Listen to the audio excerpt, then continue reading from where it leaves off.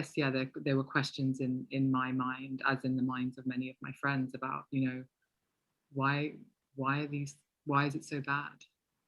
And when it was fine to pour alcohol down your throat, and that frankly wasn't a great drug. Yeah.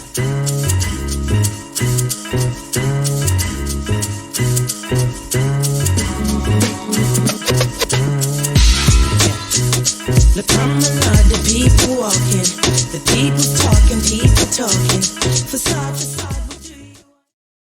I started my drug policy and harm reduction journey, I think formally, when I started working for a big international HIV/AIDS organization. I was also quite close to one of my mentors who was at the organization, who was really, had been for years focused on bringing more discussion around HIV and people who inject drugs, and understanding why people who inject drugs are more susceptible to HIV.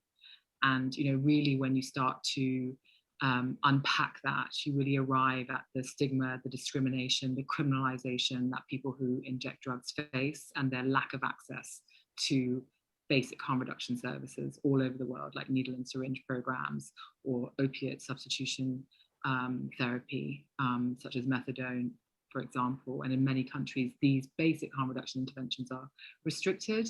So I started to get interested in that, and ended up writing my master's dissertation on that specific topic, in fact, as a really serious human rights issue. And a job came up to coordinate this very new international network called the International Drug Policy Consortium, which was set up by a small group of NGOs at the time, who felt that there needed to be some kind of global coordination and communication structure around drug policy, with a particular view to trying to influence the debate at the United Nations.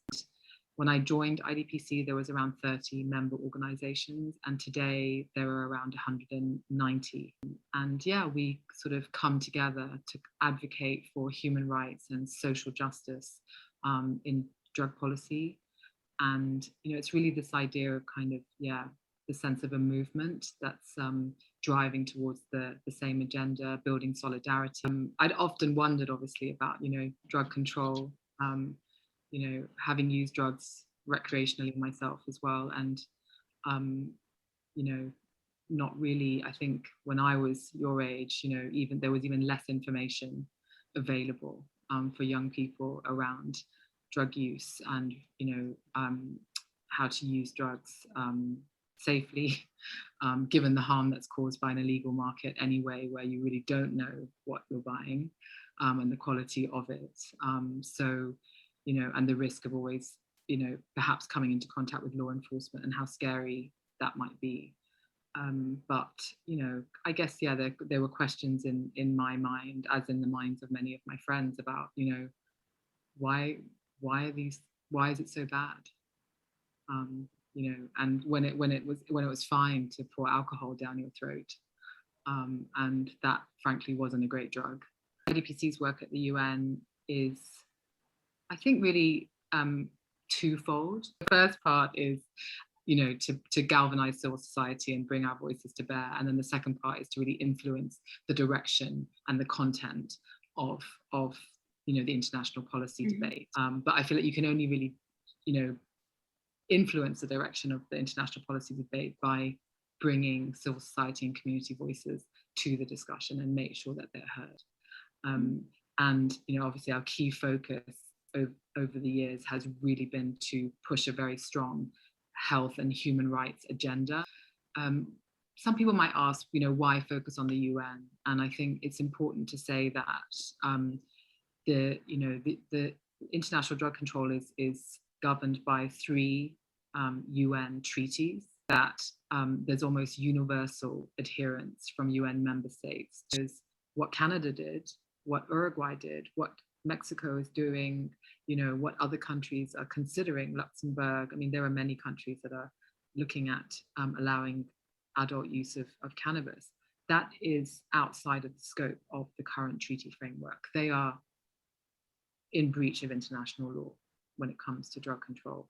I'm not saying that because I don't want them to be in breach. I think the breach discussion is important because it just goes to show how Jurassic, the current drug control regime is, that it doesn't allow for enough flexibility to accommodate those really important steps that governments have been taking. So we feel that it's important to be present at the UN as civil society and to kind of push the debate in a positive direction and challenge this adherence to this treaty framework, challenge the repression and punitive elements, and really question their sometimes self-congratulatory tone about how they're winning the war on drugs. You wouldn't believe the kind of ability for them to bury their heads in the sand about what the reality is out there in terms of what's happening in the drug market and their own rhetoric. Many governments go there and they want to double down on the war on drugs, even despite decades of failure to reduce the scale of the drug market. We've had some success over the years in terms of pushing a more progressive agenda. It does require working quite closely as well with certain countries who are, who care about human rights and that make that a core part of their agenda at the UN. Also, there are those countries that, robustly support harm reduction, which is also quite a controversial term, or has been quite a controversial term at the CND over the years, and still is controversial. Russia, for example, does not accept the basic concept or premise of harm reduction. They take a zero tolerance approach to drug use. And the idea that providing any kind of harm reduction services or support is somehow condoning, tolerating, or even encouraging drug use. But there are other governments who know that harm reduction works, especially from an HIV/AIDS perspective.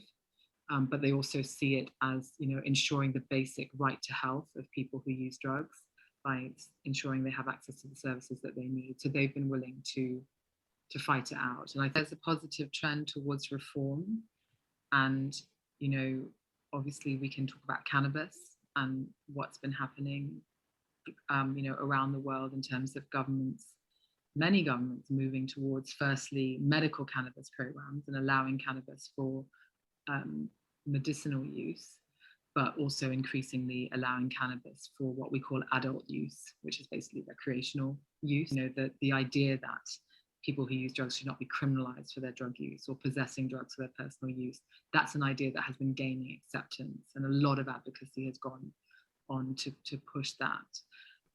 What we've also seen increasingly is what we call kind of the fracture or the rupture of the consensus work. There's been previously a consensus that, to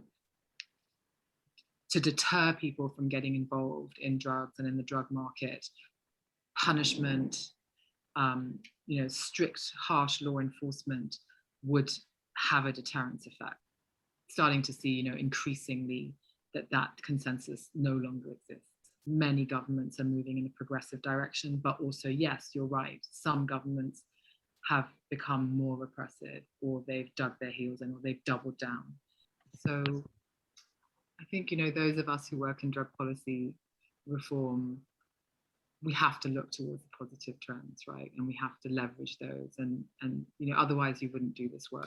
In the US, particularly around the racial justice movement now, looking at how, demonizing drugs and certain drugs also serve to demonize certain groups of people. We've all got to play our part, continuing to chip away at this issue.